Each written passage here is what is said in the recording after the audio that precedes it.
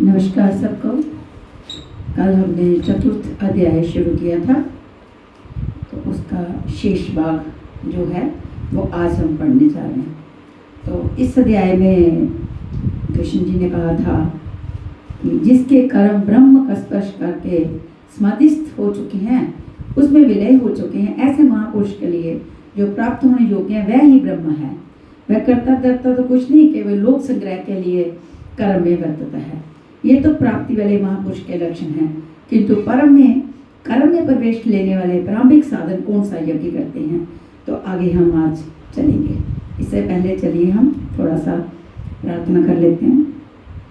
जय गुरुदेवा, जय गुरुदेवा, जय गुरुदेवा, जय गुरुदेव, जय गुरुदेवा, जय गुरुदेवा, जय गुरुदेवा, जय गुरुदेव, जय गुरुदेवा, जय गुरुदेवा, जय गुरुदेवा, जय गुरुदेव।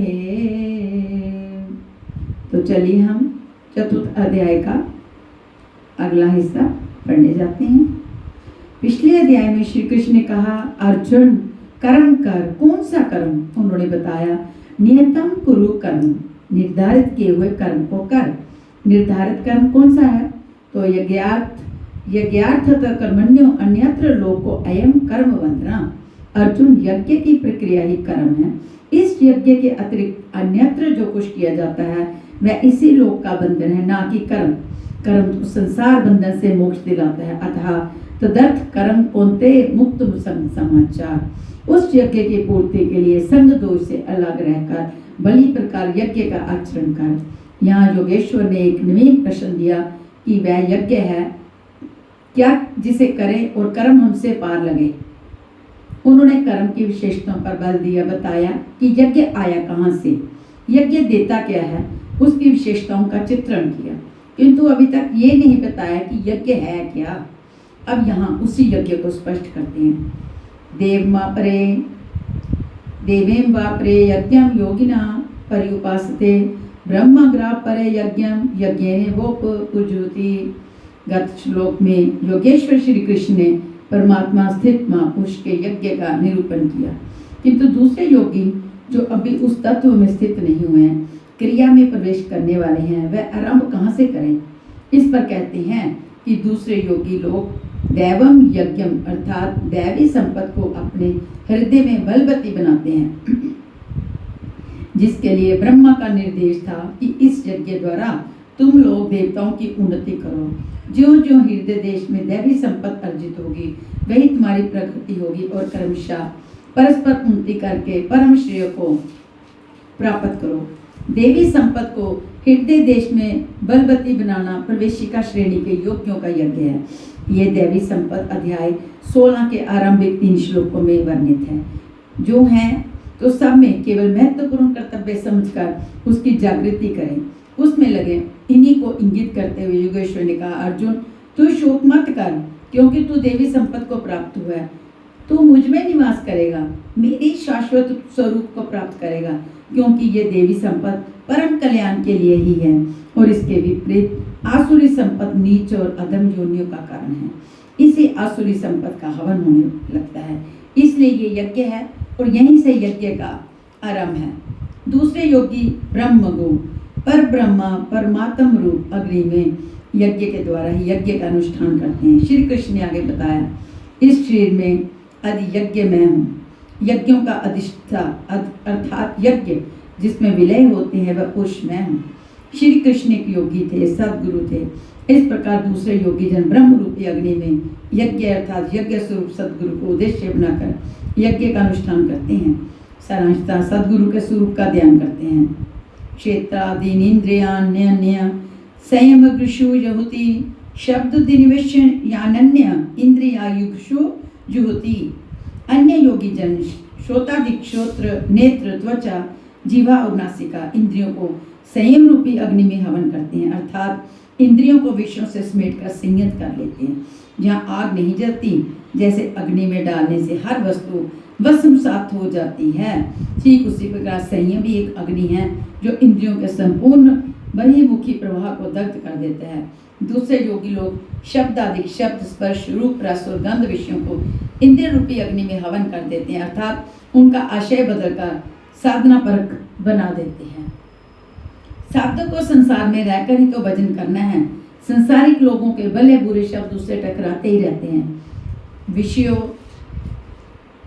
विश्व तेजक ऐसे शब्दों को सुनते ही साधक अपने उनके आशय को योग, वैराग्य, सहायक, वैराग्योतेजक भावों में बदलकर इंद्रिय रूपी अग्नि में हवन कर देती हैं। जैसा कि एक बार अर्जुन अपने चिंतन में रत था, अकस्मात उसके कर्ण कुहरों में संगीत लहरी झंझना उठी। उसने सिर उठाकर देखा तो उर्वशी खड़ी थी, जो एक अप्सरा थी। सभी उसके रूप पर मुग्ध हो झूम रहे थे, किंतु अर्जुन ने उसे स्नेह दृष्टि से मातृवत देखा। उस शब्द रूप से मिलने वाले विकार विलीन हो गए, इंद्रियों के अंतराल में ही समाहित हो गए। यहाँ इंद्रिय ही अग्नि है। अग्नि में डाली हुई वस्तु जैसे भस्मसात हो जाती है, उसी प्रकार आशय बदलकर इष्ट के अनुकूल डाल देने पर विश्व तेजक, रूप, रस, गंध, स्पर्श और शब्द भी भस्म हो जाते हैं। साधक पर कोई प्रभाव नहीं डाल पाते।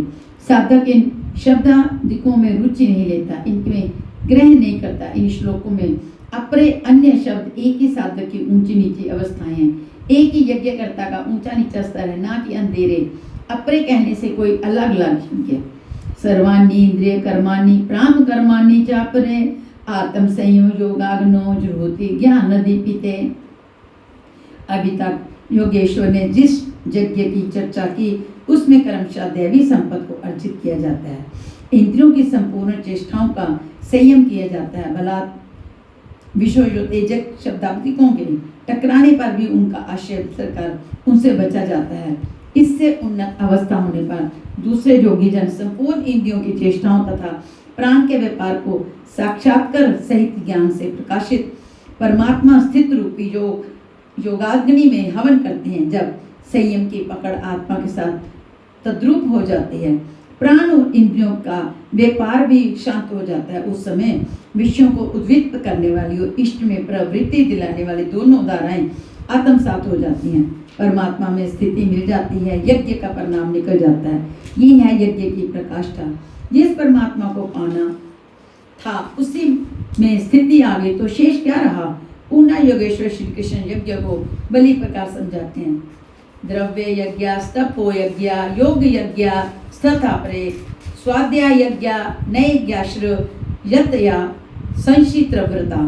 अनेक लोग द्रव्य यज्ञ करते हैं, अर्थात आत्मपथ में महापुरुषों की सेवा में पत्र पुष्प अर्पित करते हैं। वे समर्पण के साथ महापुरुषों की सेवा में द्रव्य लगाते हैं। श्री कृष्ण आगे कहते हैं, भक्ति भाव से पत्र पुष्प फल जल जो कुछ भी मुझे देता है उसे मैं खाता हूँ और उसका परम कल्याण सृजन करने वाला होता हूँ। ये भी यज्ञ है।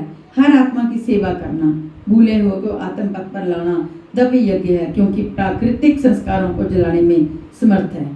इसी प्रकार कई पुरुष तपो यज्ञ स्वधर्म पालन में इंद्रियों को तपाते हैं, अर्थात स्वभाव से उत्पन्न क्षमता के अनुसार यज्ञ की निम्न और उन्नत अवस्थाओं के बीच तपते हैं।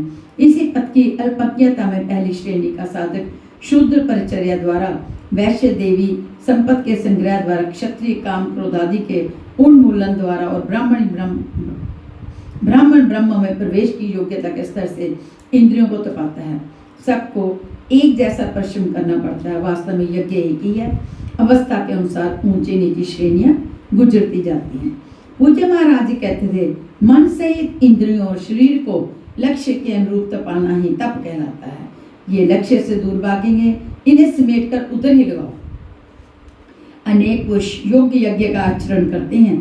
प्रकृति में भटकती हुई आत्मा का प्रकृति से परे परमात्मा से मिलन का नाम योग है। योग की परिभाषा अध्याय 3 और 23 में दृष्टव्य है। सामान्यतः दो वस्तुओं का मिलन योग कहलाता है। कागज से कलम मिल गया, थाली और मेज मिल गए तो क्या योग हो गया? अरे नहीं, ये तो पंचभूतों से निमित्त पदार्थ हैं, एक ही हैं। दो कहाँ? दो प्रकृति और पुरुष हैं। दो प्रकृति और पुरुष हैं। प्रकृति में स्थित आत्मा अपने ही शाश्वत रूप परमात्मा में प्रवेश पा जाता है तो प्रकृति पुरुष में विलीन हो जाती है। यही योग है। अतः अनेक पुरुष इस मिलन में सहायक शम दम इत्यादि नियमों का बड़ी प्रकार आचरण करते हैं। योग यज्ञ करने वाले तथा अहिंसा आदि तीक्ष्ण व्रतों से युक्त यत्नशील पुरुष स्वाध्याय यज्ञान्य ज्ञाश्र स्वयं का अध्ययन स्वरूप का अध्ययन करने वाले ज्ञान यज्ञ के करता है, जहाँ योग के अंगों यम नियम आसन प्राणायाम प्रत्याहार धारणा ध्यान और समाधि को अहिंसा आदि तीक्ष्ण व्रतों से निर्दिष्ट किया गया है। अनेक लोग स्वाध्याय करते हैं। पुस्तक पढ़ना तो स्वाध्याय का आरंभिक स्तर मात्र है। विशुद्ध स्वाध्याय है स्वयं का अध्ययन, जिससे स्वरूप की उपलब्धि होती है, जिसका परिणाम है ज्ञान अर्थात साक्षात्कार। अपाने जुहुति प्राण प्राणे अपान तथा परे प्राणापान गति रुद्रवार प्राणायाम परायणा। बहुत से योगी अपान वायु में प्राण वायु को हवन करते हैं और उसी प्रकार प्राण वायु में अपान वायु को हवन करते हैं। इससे सूक्ष्म अवस्था हो जाने पर अन्य योगी जन प्राण और अपान दोनों की गति रोककर प्राणायाम प्राण हो जाते हैं। जिसे श्री कृष्ण प्राण अपान कहते हैं, उसी को महात्मा बुद्ध अनापान कहते हैं। इसी को उन्होंने श्वास प्रश्वास कहा। प्राण वह श्वास है जिससे आप भीतर खींचते हैं और अपान वह श्वास है जिसे आप बाहर छोड़ते हैं, अनापान। ठीक है, योगियों की अनुभूति है कि आप श्वास के साथ ब्रह्म वायुमंडल के संकल्प भी ग्रहण करते हैं और प्रश्वास में इसी प्रकार आंतरिक भले बुरे चिंतन की लहर फेंकते रहते हैं। ब्रह्म किसी संकल्प का ग्रहण न करना प्राण का हवन है तथा भीतर संकल्पों को ना उठने देना अपान का हवन है। न भीतर से किसी संकल्प का स्फुरण हो और ना ही बाहरी ब्रह्म दुनिया में चलने वाले चिंतन अंदर क्षोभ उत्पन्न कर पाए। इस प्रकार प्राण और अपान दोनों की गति सम हो जाने पर प्राणों का याम अर्थात निरोध हो जाता है। यही प्राणायाम है। ये मन की विजितावस्था है। प्राणों का रुकना और मन का रुकना एक ही बात है। प्रत्येक महापुरुष ने इस प्रकरण को लिया है।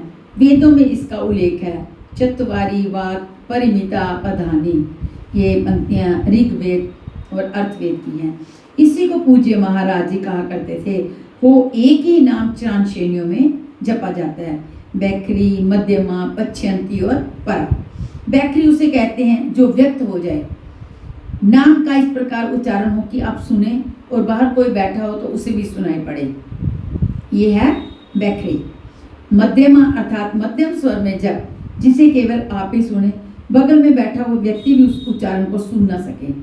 ये उच्चारण कंठ से होता है। धीरे धीरे नाम की धुन बन जाती है, डोर लग जाती है।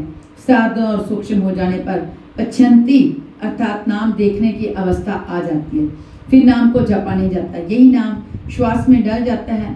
मन को दृष्टा बनाकर खड़ा कर दें, देखते हुए रहें कि सांस आती है कब, बाहर निकलती है कब, कहती है क्या। महापुरुष को कहना है कि ये सांस नाम के सिवाय और कुछ कहती ही नहीं। साधक नाम का जप नहीं करता, केवल उसमें उठने वाली धुन को सुनता है, सांस को देखता बारा, इसलिए से पच्छयंती कहते हैं। पच्छयंती में मन को दृष्टा के रूप में खड़ा करना पड़ता है, किंतु साधन और उन्नत हो जाने पर सुनना भी नहीं पड़ता। एक बार सुरत लगा भर दे, स्वतः सुनाई देगी। जपे ना जपावे अपने से आवे, ना स्वयं जपे ना मन को सुनने के लिए बाध्य करे और जप चलता रहे, इसी का नाम है अजपा। ऐसा नहीं कि जप प्रारंभ ही ना करे और आगे अजपा। यदि किसी ने जप नहीं आरंभ किया तो अजपा नाम की कोई भी वस्तु उसके पास नहीं होगी। अजपा का अर्थ है हम ना जपें किंतु जप हमारा साथ ना छोड़ें। एक बार सुरत का कांटा लगा भर दें तो जप प्रवाहित हो जाए और अनवरत चलता रहे। इस स्वाभाविक जप का नाम है अजपा और यही है परावाणी का जप।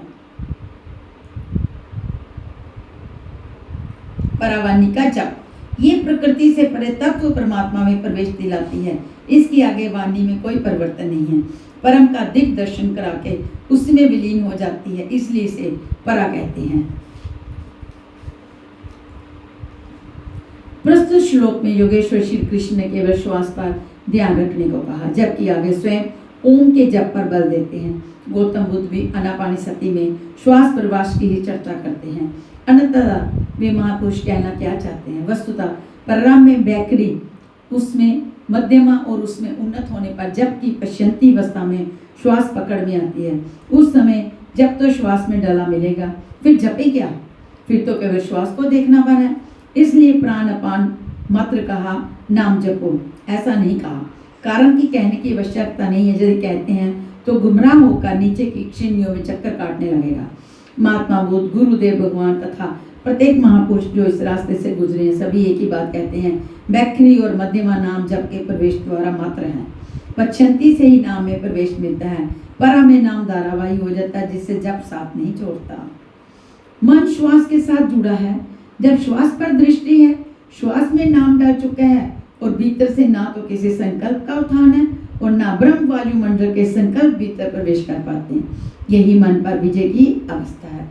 इसी के साथ यज्ञ का परिणाम निकल आता है। अप्रे नियताहारा प्राणन प्राणेषु युहोति सर्वे पेते यज्ञ विदो यज्ञ क्षपित कल्मषा। दूसरे नियमित आहार करने वाले प्राण को प्राण में ही हवन करते हैं। पूज्य महाराज जी कहा करते थे कि योगी का आहार दृढ़, आसन दृढ़ और निद्रा दृढ़ होनी चाहिए। योगी का आहार दृढ़, आसन दृढ़ और निद्रा दृढ़ होनी चाहिए। आहार विहार पर नियंत्रण बहुत आवश्यक है। ऐसे अनेक योगी प्राण को प्राण में ही हवन कर देते हैं, अर्थात श्वास लेने पर ही ध्यान केंद्रित रखते हैं, पर श्वास पर ध्यान नहीं देते। सांस आई तो सुना ओम, पुनः सांस आई तो ओम सुनते रहे। इस प्रकार यज्ञों द्वारा नष्ट पाप वाले ये सभी पुरुष यज्ञ के जानकार हैं। इन निर्दिष्ट विधियों में से यदि कहीं से भी करते हैं तो वे सभी यज्ञ के ज्ञाता हैं। अब यज्ञ का परिणाम बताते हैं। यज्ञ शिष्टामृत विजो यान्ति ब्रह्म सनातनम नायम लोको अस्त्य यज्ञस्त्य कृतो अन्या पुरुषतम। कुरुश्रेष्ठ अर्जुन, यज्ञ शिष्टामृत विजो, यज्ञ जिसकी सृष्टि करता है, जिसे अवशेष छोड़ता है, वह अमृत, उसकी प्रत्यक्ष जानकारी ज्ञान है। उस ज्ञान अमृत को भोगने अर्थात प्राप्त करने वाले योगी जन जानती ब्रह्म सनातनम, शाश्वत सनातन पर ब्रह्म को प्राप्त होते हैं। यज्ञ कोई ऐसी वस्तु है जो पूर्ण होते ही सनातन पर ब्रह्म में प्रवेश दिला देती है। यज्ञ ना करें तो आपत्ति क्या है? श्री कृष्ण कहते हैं कि यज्ञ रहित पुरुष को पुनः यह मनुष्य लोक अर्थात मानव शरीर भी सुलभ नहीं होता। फिर अन्य लोग कैसे सुखदायी होंगे? उसके लिए तो तिर्यक योनियां सुरक्षित हैं, इसमें अधिक कुछ नहीं। अतः यज्ञ करना मनुष्य मात्र के लिए नितांत आवश्यक है। एवं बहुविद्या यज्ञ वितता ब्रह्मणो मुखे कर्म जान विधि तत्सर्वन एवं ज्ञात्वा विमोक्ष्यसे। इस प्रकार उपयुक्त बहुत प्रकार के यज्ञ वेद की वाणी में कहे गए हैं, ब्रह्म के मुख से विस्तारित हैं। प्राप्ति के बाद महापुरुषों के शरीर को पर ब्रह्म धारण कर लेता है। ब्रह्म से अभिन्न अवस्था वाले उन महात्माओं की बुद्धि मात्र यंत्र होती है, उनके द्वारा वह ब्रह्म ही बोलता है। उनकी वाणी में इन यज्ञों का विस्तार किया गया। इन सब यज्ञों को तू कर्म जान सिद्धि, कर्म ज्ञान विधि, कर्म से उत्पन्न हुआ जान, यही पहले भी कहा है। यज्ञ कर्म सम दुर्वा, उन्हें इस प्रकार क्रियात्मक चलकर जान लेने पर अभी बताया था। यज्ञ करके जिनका आप नष्ट हो चुका है वे यज्ञ के यथार्थ ज्ञाता है। अर्जुन, तू विमोक्षस्य से संसार बंधन से पूर्णतः छूट जाएगा। यही योगेश्वर ने कर्म स्पष्ट किया।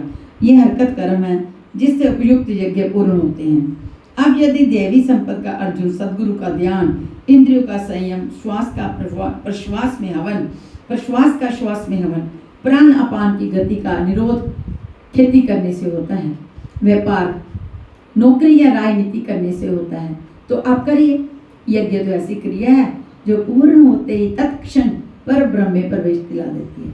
ब्रह्म किसी भी कार्य से आप तत्क्षण ब्रह्म में प्रवेश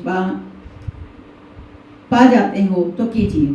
वस्तुतः ये सच के सब यज्ञ चिंतन की अंतःक्रिया है, आराधना का चित्रण है, जिससे आराध्य देव विदित होता है। यज्ञ उस आराध्य तक की दूरी तय करने की निर्धारित प्रक्रिया विशेष है। ये यज्ञ श्वास प्रश्वास प्राणायाम इत्यादि जिस क्रिया से संपन्न होते हैं उस कार्य प्रणाली का नाम कर्म है। कर्म का शुद्ध अर्थ है आराधना, चिंतन। प्राय लोग कहते हैं कि संसार में कुछ भी किया जाए हो गया कर्म, कामना से रहित होकर कुछ भी करते जाओ हो गया निष्काम कर्म योग। कोई कहता है कि अधिक लाभ के लिए विदेशी वस्त्र बेचते हैं तो अब सकामी है, देश सेवा के लिए स्वदेशी बेचें तो हो गया निष्काम कर्म योग। निष्ठापूर्वक नौकरी करें, हानि लाभ की चिंता से मुक्त होकर व्यापार करें, हो गया निष्काम कर्म योग। जय पराजय की भावना से मुक्त हो युद्ध करें, चुनाव लड़े, होगे निष्कर्मे, मरोगे तो मुक्ति ही जाएगी। वस्तुतः ऐसा कुछ भी नहीं है। योगेश्वर श्री कृष्ण ने स्पष्ट शब्दों में बताया कि इस निष्काम कर्म में निर्धारित क्रिया एक ही है।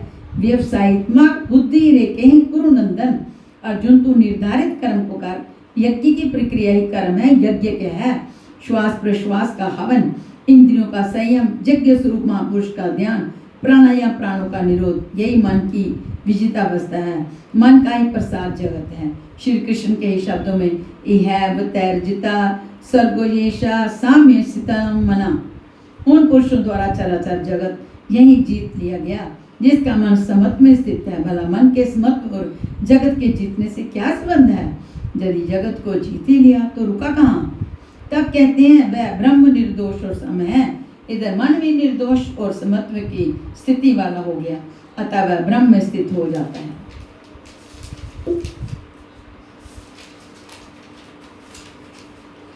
सारांशतः मन का प्रयास ही जगत है। चराचर जगती हवन सामग्री के रूप में है। मन के सर्वथा निरोध होते ही जगत का निरोध हो जाता है। मन के निरोध के साथ ही यज्ञ का परिणाम निकल आता है।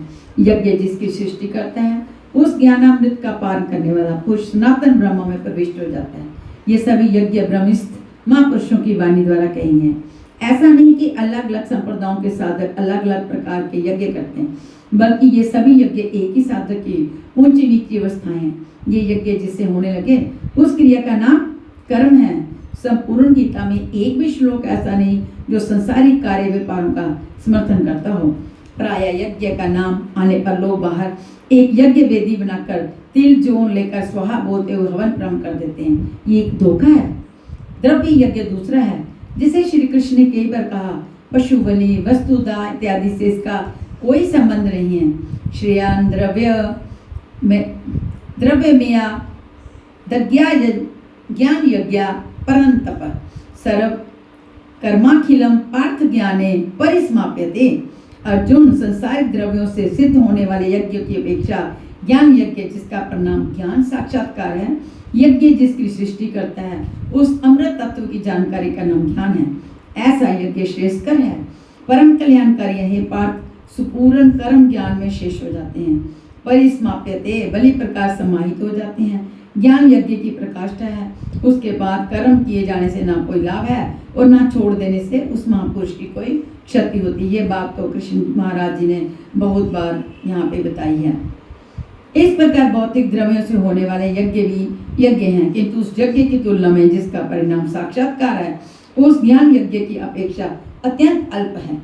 आप करोड़ों का हवन करें, सैकड़ों यज्ञ वेदियां बना लें, सतपथ पर द्रव्य लगावें, साधु संत महापुरुषों की सेवा में द्रव्य लगाएं, किंतु इस ज्ञान यज्ञ की अपेक्षा अत्यंत अल्प है। वस्तुतः यज्ञ श्वास प्रश्वास का है, इंद्रियों के संयम का है, मन के निरोध का है, जैसा श्री कृष्ण अभी बताए हैं। इस यज्ञ को प्राप्त कहाँ से किया जाए, इसकी विधि कहाँ से आ गई, कहाँ से सीखे? मंदिरों मस्जिदों गिरजाघरों में मिलेगा या पुस्तकों में, तीर्थ यात्राओं में मिलेगा या स्नान करने से मिलेगा? श्री कृष्ण कहते हैं नहीं, उसका तो एक ही स्तोत्र है, तत्वस्थित महापुरुष तद्विद्धि प्राणिपातेन परिप्रश्नेन से विदा उपदेशयन्ति ते ज्ञानम ज्ञानी नस्त तत्वदर्शिनम। इसलिए अर्जुन तो तत्वदर्शी महापुरुष के पास जाकर बलि प्रकार प्रणत होकर दंडवत प्रणाम करके अहंकार त्याग कर शरण होकर बलि प्रकार सेवा करके निष्कपट भाव से प्रश्न करके तू उस ज्ञान को जान। वे तत्व को जानने वाले ज्ञानी जन तेरे लिए उस ज्ञान का उपदेश करेंगे, साधना पथ पर चलाएंगे। समर्पित भाव से सेवा करने के बाद ही इस ज्ञान को सीखने की क्षमता आती है। तत्वदर्शी महापुरुष परम तत्व परमात्मा का प्रत्यक्ष दिग्दर्शन करने वाले हैं। वे यज्ञ की विधि विशेष की ज्ञाता हैं और वही आपको भी सिखाएंगे। यदि अन्य यज्ञ होता तो ज्ञानी तत्वदर्शी की क्या आवश्यकता थी? स्वयं भगवान के सामने ही तो अर्जुन खड़ा था, भगवान उसे तत्वदर्शी के पास क्यों भेजते हैं? वस्तुतः श्री कृष्ण एक योगी थे। उनका आशय है कि आज तो अनुरागी अर्जुन मेरे समक्ष उपस्थित है, भविष्य में अनुरागियों को कहीं भ्रम न हो जाए कि श्री कृष्ण तो चले गए, आप किसकी शरण जाएं? इसलिए उन्होंने स्पष्ट किया कि तत्वदर्शी के पास जाओ, वे ज्ञानी जन तुझे उपदेश करेंगे। और यज्ञात्वा न पूर्ण मोहमेवं यास्यसि पांडवा येन भूतानि शेषेण द्रक्ष्यस्यात्म अन्यथोमयि। उस ज्ञान को उनके द्वारा समझकर तो इस प्रकार फिर कभी मोह को प्राप्त नहीं होगा। उनसे दी गई जानकारी के द्वारा उस पर चलते हुए तू अपनी आत्मा के अंतर्गत संपूर्ण भूतों को देखेगा, अर्थात सभी प्राणियों में इसी आत्मा का प्रसार देखेगा। जब सर्वत्र एक ही आत्मा के प्रसार को देखने की क्षमता आ जाएगी, उसके पश्चात तो मुझ में प्रवेश करेगा। अतः उस परमात्मा को पाने का साधन तत्व स्थित महापुरुष के द्वारा ज्ञान के संबंध में, धर्म और शाश्वत सत्य के संबंध में श्री कृष्ण के अनुसार किसी तत्वदर्शी से ही पूछने का विधान है। अपि चेदसि पापे व्यया सर्वे देवया पाप कृतम सर्व ज्ञान पर्ववेनम वृजनम संत ऋष्यसि। यदि तू सब पापियों से भी अधिक पाप करने वाला है, तब भी ज्ञान रूपी नौका द्वारा सभी पापों से निस्संदेह बड़ी प्रकार तर जाएगा। इसका आशय आप ये ना लगा लें कि अधिक से अधिक पाप करके कभी भी तर जाएंगे, ऐसा नहीं। श्री कृष्ण का आशय मात्र यही है कहीं आप भ्रम में ना रहे कि हम तो बड़े पापी हैं, हमसे पार नहीं लगेगा, ऐसा कोई गुंजाइश ना निकालें। इसलिए श्री कृष्ण प्रोत्साहन और आश्वासन देते हैं कि सब पापियों के पापों के समूह से भी अधिक पाप करने वाला हो, फिर भी तत्वदर्शियों से प्राप्त ज्ञान रूपी नौका द्वारा निस्संदेह संपूर्ण पापों को अच्छी प्रकार पार कर देगा। किस प्रकार? यथेदासी समुद्रो अग्नि भस्मसा कुरुते अर्जुन ज्ञानाग्नि सर्वकर्माणि भस्मसात कुरुते। तथा अर्जुन, जिस प्रकार प्रज्वलित अग्नि ईंधन को भस्म कर देती है, ठीक उसी प्रकार ज्ञान रूपी अग्नि संपूर्ण कर्मों को भस्म कर देती है। ये ज्ञान की प्रवेशिका नहीं है, यहाँ से यज्ञ में प्रवेश मिलता है, वरन ये ज्ञान अर्थात साक्षात्कार की प्रकाष्ठा का चित्रण है, जिसमें पहले भी जातीय कर्म भस्म होते हैं, फिर प्राप्ति के साथ चिंतन कर्म भी उसी में विलय हो जाते हैं। जिसे पाना था पा लिया, अब आगे चिंतन किसे ढूंढे? अब आगे चिंतन करके किसे ढूंढे? ऐसा साक्षात्कार वाला ज्ञानी संपूर्ण शुभाशुभ कर्मों का अंत कर लेगा। वह साक्षात्कार होगा कहाँ? बाहर होगा अथवा भीतर? इस पर कहते हैं ना ही ज्ञानेन सदृशम पवित्र में ही विद्यते तत् स्वयं योग संसिदा कालेनात्मनि विदन्ति। इस संसार में ज्ञान के समान करने वाला निसंदेह कुछ भी नहीं है। इस ज्ञान साक्षात्कार को तू स्वयं दूसरा नहीं, योग की परिपक्व अवस्था में आराम में नहीं, अपनी आत्मा के अंतर्गत हृदय देश नहीं अनुभव करेगा, बाहर नहीं। इस ज्ञान के लिए कौन सी योग्यता अपेक्षित है? योगेश्वर के शब्दों में श्रद्धा बालवते ज्ञानम तत्पर संयत्रेन्द्रिय ज्ञानम लब्धा पराम शांतिम चिरनेधा गच्छति। श्रद्धावान तत्पर तथा सेतेंद्रिय पुरुष ज्ञान प्राप्त कर पाता है। भावपूर्वक जिज्ञासा नहीं है तो तत्वदर्शी की शरण जाने पर भी ज्ञान नहीं प्राप्त होता। केवल श्रद्धा ही पर्याप्त नहीं है, श्रद्धावान शिथिल प्रयत्न भी हो सकता है। अतः महापुरुष द्वारा निर्दिष्ट पथ पर तत्परता से अग्रसर होने की लगन आवश्यक है। इसके साथ ही संपूर्ण इंद्रियों का संयम अनिवार्य है, जो वासनाओं से विरत नहीं है। इसके लिए साक्षात्कार ज्ञान की प्राप्ति कठिन है। केवल श्रद्धावान आचरणरत सेतेंद्रिय पुरुष ज्ञान प्राप्त करते हैं। ज्ञान को प्राप्त कर वह तत्क्षण परम शांति को प्राप्त हो जाता है, जिसके बाद कुछ भी पाना शेष नहीं रहता। यही अंतिम शांति है। फिर भी वह कभी शांत नहीं होता और वहाँ श्रद्धा नहीं है। अनज्ञा श्रद्धा निश्चय संशयात्मा विदश्यति नाय लोको अस्ति न परो न सुखम संशयात्मना। अज्ञानी जो यज्ञ की विधि विशेष से अनभिज्ञ है एवं श्रद्धा रहित तथा संशय युक्त पुरुष इस परमार्थ पथ से भ्रष्ट हो जाता है। उनमें भी संशय युक्त पुरुष के लिए ना तो सुख है, ना पूर्ण मनुष्य शरीर है और ना परमात्मा ही। अतः तत्वदर्शी महापुरुष के पास जाकर इस पथ के संशय का निवारण कर लेना चाहिए, अन्यथा वे वस्तु का परिचय कभी नहीं पाएंगे। फिर पता कौन है? योग संन्यस्ते कर्मान ज्ञान सश्री अनसंशयम आत्मवंतम न कर्माणि निदनन्ति धनंजय। जिसके कर्म योग द्वारा भगवान में समाहित हो चुके हैं, जिसका संपूर्ण संशय परमात्मा की प्रत्यक्ष जानकारी द्वारा नष्ट हो गया, परमात्मा से संयुक्त ऐसे पुरुष को कर्म नहीं मानते। योग के द्वारा ही कर्मों का श्रवण होगा, ज्ञान से ही संशय नष्ट होगा। अतः श्री कृष्ण क्या कहते हैं? तस्माद् अज्ञान संभूतम हस्तम ज्ञानी सिनात्मना शितचैनम शितवैनम संशय योगमातिष्ठो अतिष्ठ भारत। इसलिए भरतवंशी अर्जुन, तू योग में स्थित हो और अज्ञान से उत्पन्न हुए हृदय में स्थित अपने संशय को ज्ञान रूपी तलवार से काट दे, युद्ध के लिए खड़ा हो। अब फिर बात युद्ध की आ रही है। जब साक्षात्कार में बाधक संशय रूपी शत्रु मन के भीतर है, तो बाहर कोई किससे क्यों लड़ेगा? वस्तुतः जब आप चिंतन पथ पर अग्रसर होते हैं तब संशय से उत्पन्न ब्रह्म प्रवृत्तियां बाधा के रूप में स्वाभाविक हैं। वे शत्रु के रूप में व्यंग्य आक्रमण करती हैं। संयम के साथ यज्ञ की विधि विशेष का आचरण करते हुए इन विकारों का पार पाना ही युद्ध है, जिसका परिणाम परम शांति है। यही अंतिम विजय है, जिसके पीछे हार नहीं है। निष्कर्ष क्या कहते हैं? इस अध्याय के आरंभ में योगेश्वर श्री कृष्ण ने कहा कि इस योग को आरंभ में मैंने सूरज के प्रति कहा, सूरज ने मनु से और मनु ने इक्ष्वाकु के प्रति कहा और उनसे राज ऋषियों ने जाना। मैंने अथवा अव्यक्त स्थिति वाले ने कहा। महापुरुष में अव्यक्त स्वरूप वाला ही है, शरीर तो उसके रहने का मकान मात्र है। ऐसे महापुरुष की वाणी में परमात्मा ही प्रवाहित होता है। ऐसे किसी महापुरुष से योग सूर्य द्वारा संचालित होता है। उस परम प्रकाश रूप का प्रसार स्वरा के अंतराल में होता है। इसलिए सूरज के प्रति कहा। श्वास में संचालित होकर वे संस्कार रूप में आ गए। सूर्य में संचित रहने पर समय आने पर वही मन में संकल्प बनकर आ जाता है।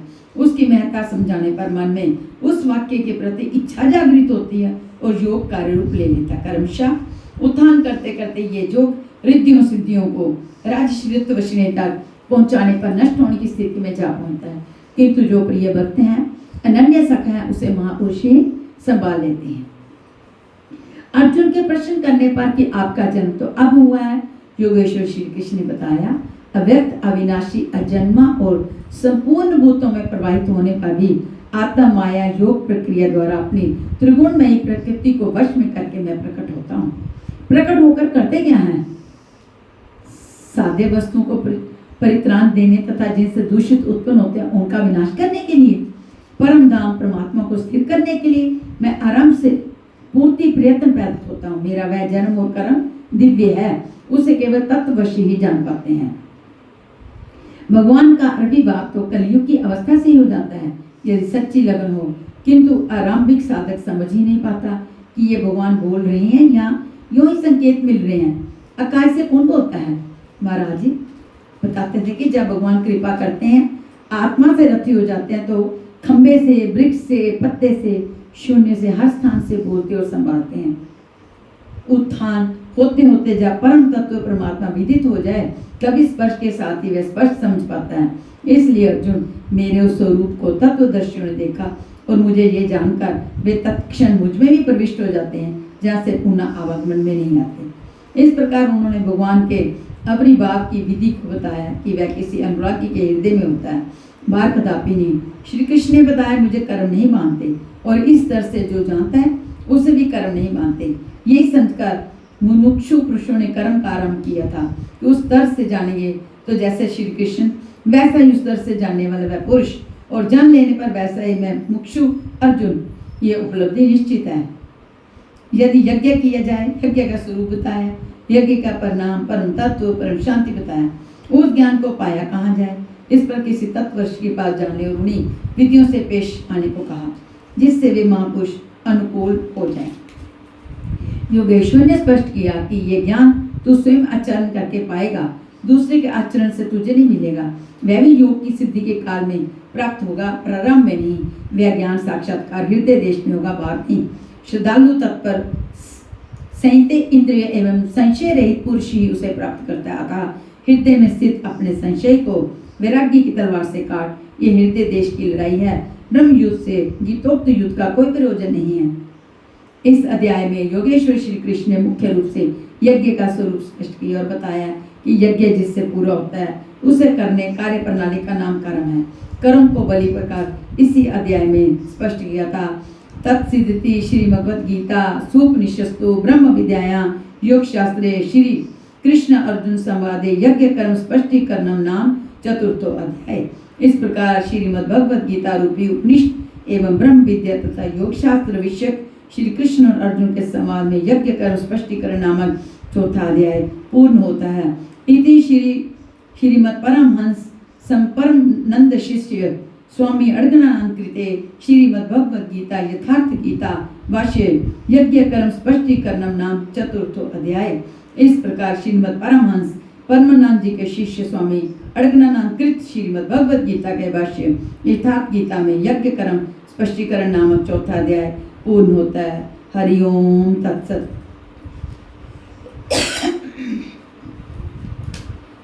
श्री कृष्ण गोविंद हरे मुरारी, हे नाथ नारायण वसुदेवं। श्री कृष्ण गोविंद हरे मुरारी, हे नाथ नारायण वसुदेवं।